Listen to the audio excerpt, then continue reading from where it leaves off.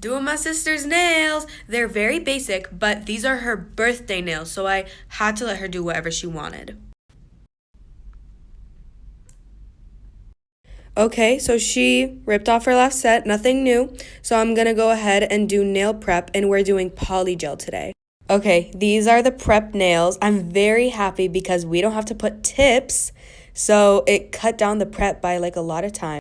Okay, right now we're doing base coat. This is a very important step because once I try to just do the polygel straight onto her nail, don't ask me why. We all have our low moments.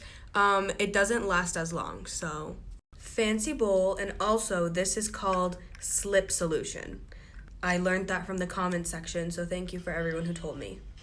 Not to be confused with monomer. A lot of people thought it was monomer. That's for acrylic, not for gel. This is slip solution. Okay, so I have a process, so you need to focus with me. Step 1, you get the smallest bead and you put it on the nail. This is gonna help because once you put the polygel on, it's really hard to keep away from the skin. So this will help lift it a bit off of the skin so nothing burns.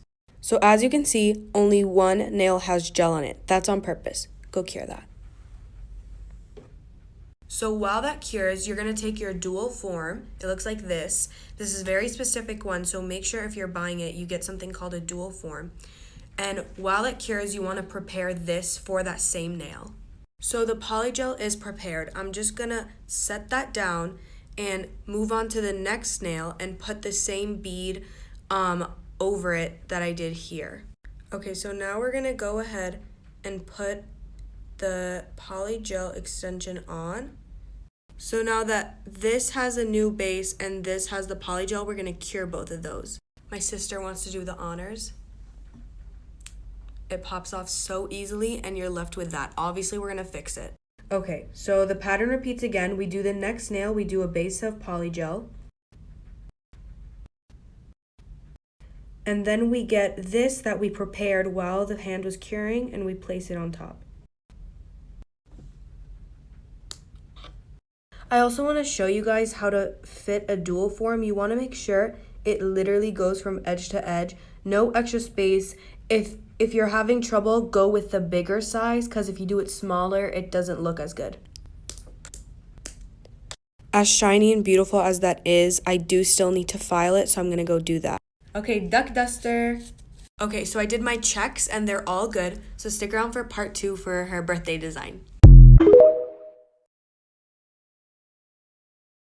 Part 2 on my sister's birthday nails.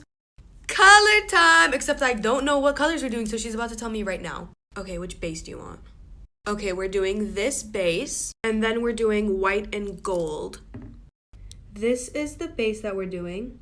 Okay, so right now we're doing a negative space empty French. I actually don't really know what this is called, but what I'm doing right now is I'm drawing the outline of the French. And now that I've drawn the outline, I'm just going to go from corner to corner and just draw a curved line.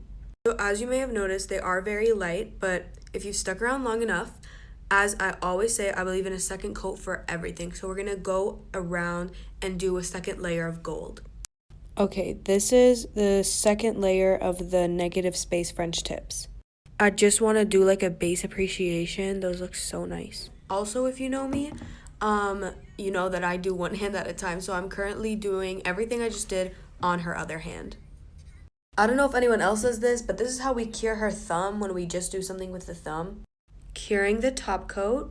Cuticle oil is always my favorite part. Okay, these are the final nails. Birthday girl nails! Happy birthday!